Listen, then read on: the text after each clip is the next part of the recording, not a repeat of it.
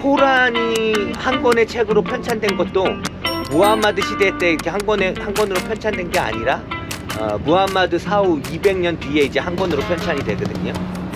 무함마드가 죽은 이후에 계속 무함마드가 자기 후계자를 지정하지 않았기 때문에 그 후계자의 자리를 두고 그 내부에서 이슬람 공동체 내부 내에서 늘 분열이 있어 왔습니다. 자, 황무사 쌤, 빨리 이슬람이란 무엇인지 냉철하게 분석해 주시기 바랍니다. 이슬람의 시작부터 지금까지 역사를 한번. 자, 기독교인은 이슬람을 어떻게 보아야 할 것인가? 네, 제 지금 떨리는 모습이 보이시나요? 사실한 모습은요. 떨고 있는. 이슬람은 AD 630년경 무함마드에서 시작한 종교고, 최근에 이제 학자들에 의하면 그때 시작할 당시 이슬람으로서의 정체성이 뚜렷하지 않았다. 그리고 무함마드는 이제 죽을 때 갑작스러운 죽음을 맞이했어요. 그리고 후계자를 세우지 않고 죽었기 때문에 이슬람이라는 종교 자체가 준비가 되지 않은 상황 속에서 무함마드가 죽어버렸거든요. 그래서 초기 이슬람 정복 전쟁이 일어났을 때 이슬람은 어떤 종교적인 정체성을 확실히 가지고 정복 전쟁을 벌인 게 아니다. 무슬림에 대한 인식이 기독교 이단으로 인식하고 있었다는 거예요. 그러니까 기독교의 한 종파로. 이 이슬람이 시작했던 사우디아라비아의 배경을 보면 AD 7세기경에 아랍 부족들이 살았고, 기독교 이단들도 많이 내려와서 핍박을 피해서 이제 예루살렘이나 이제 다른 지역으로부터 핍박을 피해서 사우디아라비아에 많이 거주했다고 얘기를 합니다. 특히 이제 아리우스파들이 니케아 공예 때 이단으로 정제된 이후에 사우디아라비아 그 반도에서 거주하고 있었고, 유대인도 AD 70년경에 이제 예루살렘이 무너지면서 이제 이스라엘 민족들이 흩어지게 되잖아요. 그때 사우디아라비아에 거주하고 하게 된 유대인들이 많이 있었습니다. 이런 배경을 가지고 이슬람이 시작된 거죠. 그리고 이제 하디스에 나오는 이야기들 중에 하나가 뭐냐면, 무함마드의 사촌, 그 사촌이 무함마드에게 이제 기독교를 알려줬는데, 그때 알려줄 때 마태복음 26장밖에 없는 그 성경을 가지고 무함마드에게 기독교에 대해서 알려줬다는 거예요. 그러니까 이제 예수 그리스도의 죽으심과 부활의 중요한 내용이 담겨 있는 마태복음 27장, 28장이 빠진 상태에서 26장까지 있는 쪽복음을 가지고 성경 공부를 했기 때문에 무함마드는 그 복음에 대해서 정확히 알지 못한 상태로 유일신 사상을 쿠라이시 부족에게 이제 선포를 했다는 거죠.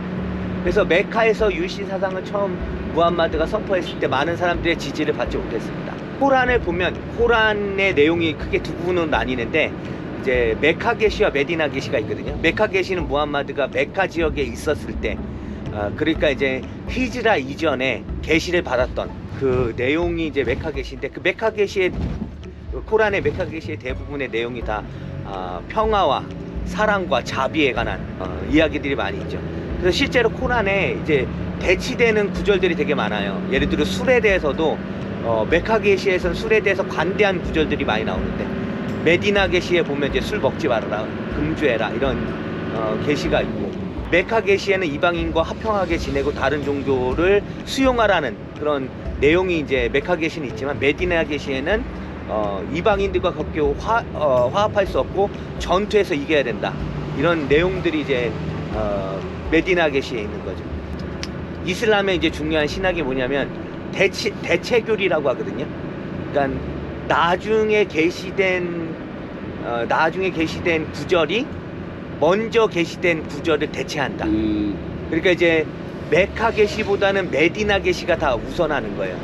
그렇기 때문에 솔직히 이슬람에서는 그 메카 계시를 두고 이슬람이 평화의 종교다, 우리는 평화를 이야기한다, 뭐 이렇게 얘기를 하지만, 사실상 그 평화의 계시보다 우선시되는 게 분쟁과 싸움, 그리고 싸워서 이기는 것에 대한 구절들이 더 우선한다라고 볼 수 있죠. 코란이 한 권의 책으로 편찬된 것도 무함마드 사후 200년 뒤에 이제 한 권으로 편찬이 되거든요. 특히 기독교와 유대인들에 대해서 평화의 무드를 잘 조성을 했었죠, 초기에는. 시아파, 순위파도 설명해 주세요. 그러니까 무함마드가 죽은 이후에 계속 무함마드가 자기 후계자를 지정하지 않았기 때문에 그 후계자의 자리를 두고 그 내부에서 이슬람 공동체 내부 내에서 늘 분열이 있어 왔습니다. 그러다 이제 1대 칼리프가 아부바크르가 이제 칼리프가 되고, 그 다음에 이제 2대 칼리프가 세워지고, 3대 칼리프가 세워지고, 4대 칼리프가 이제 세워질 때 그 내에서 분쟁이 있었던 거예요. 누가 칼리프가 돼야 되느냐. 시아파의 시초가 되는 그 무리들은 무함마드의 혈통으로서 이제 칼리프를 세워야 된다. 그래서 무함마드에게는 이제 아들이 없었는데, 아들이 없었던 대신에 사촌이죠. 사촌인 알리를 이제 이슬람의 칼리프로 세워야 된다는 그 주장을 했던 쪽이 이제 시아파의 시초가 되는 거고, 아니다, 이 선출제로 뽑아야 된다라고 했던 무리가 나중에 이제 수니파가 되는 거죠. 그 시아파가 나중에 이제 좀 소수 분파가 돼버리게 됩니다. 그러니까 지금도 수니파가 한 70에서 80%, 시아파가 한 20에서 30% 포션. 시아파의 대표적인 국가가 이제 이란이죠. 그리고 이제 순니파의 대표적인 국가는 이제 사우디아라비아나 이집트 같은 나라가 이제 그때 당시엔 거의 이제 술탄이 다스리는 개념도 어떤 왕정 체제하고. 술탄은 무엇인가요? 이슬람에서는 이제 정치 종교 지도자를 칼리프라고 부르는데 종교적 전통성과 이 정치적 전통성을 가지고 있어야 되거든요. 그런데 이제 정복 전쟁을 많이 벌이면서 이제 영토가 넓어졌잖아요.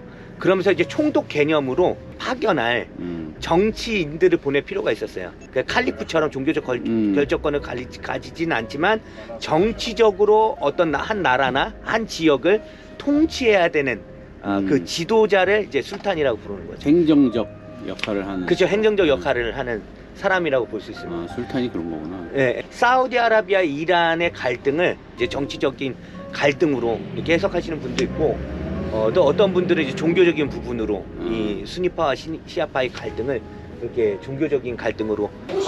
이슬람의 전도는 이슬람하고 기독교하고 비슷한 개념이 있는데, 그 개념이 뭐냐면, 기독교는 이제 하나님 나라를 이루는 것을 목적으로 두잖아요.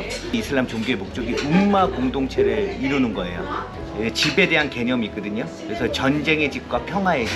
평화의 집은 이슬람의 샤리아법으로 다스려지고 통치가 되는 공동체를 평화의 집으로 얘기를 해요.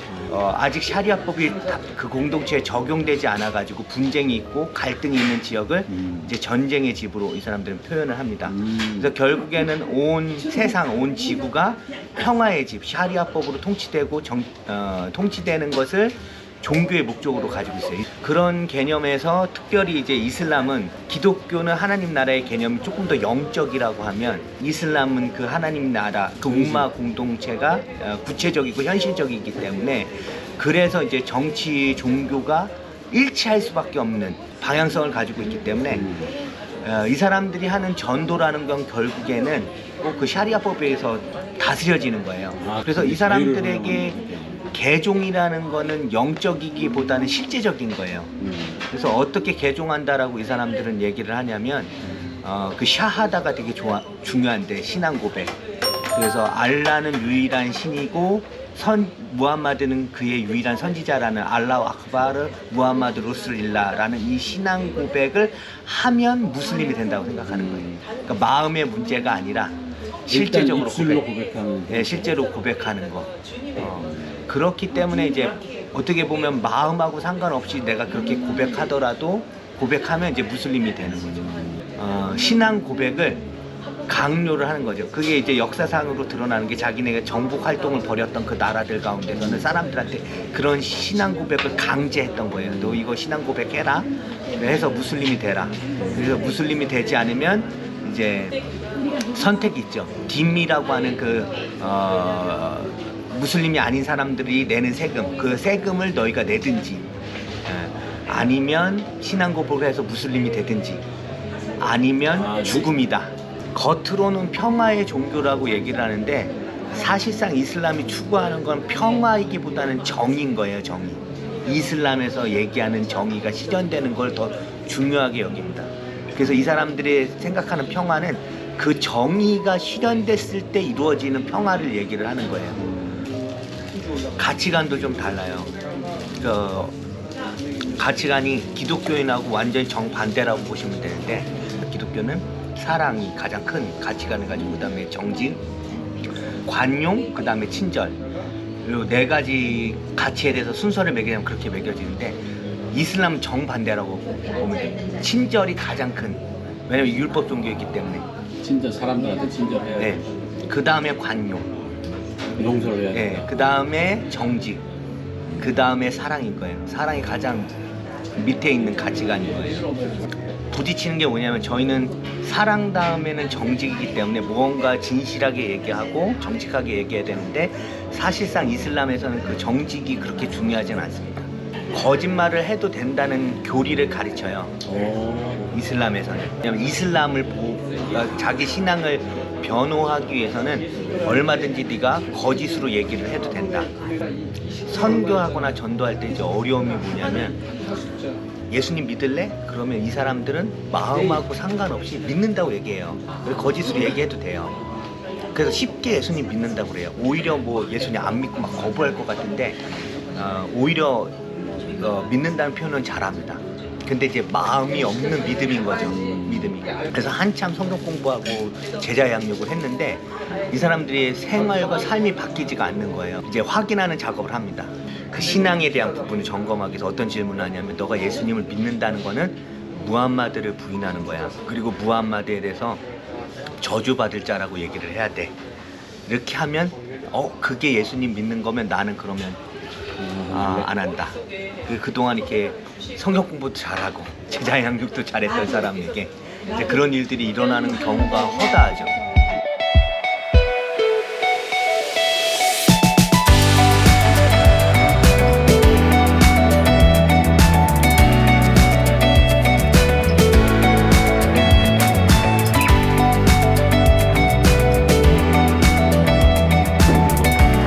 현지 목사님 기다리셔서 선교사님들이 함께 이곳에 게스트를 하러 왔습니다. 네, 현지의 소수민족 스팅족의 교회라고 들었습니다.